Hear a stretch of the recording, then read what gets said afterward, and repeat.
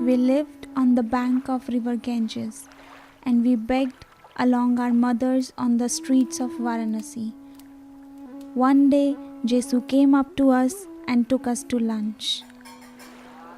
We couldn't go to school, so the school came to the street. The volunteers taught us to read and write, and our moms learned how to weave and make crafts.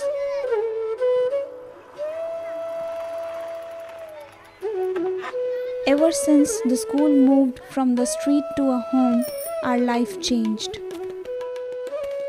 My brother and other children study Hindi, eat, bath, and continue to learn crafts during the day. We stopped begging, and thanks to our godparents, we were able to rent rooms to get out of the street.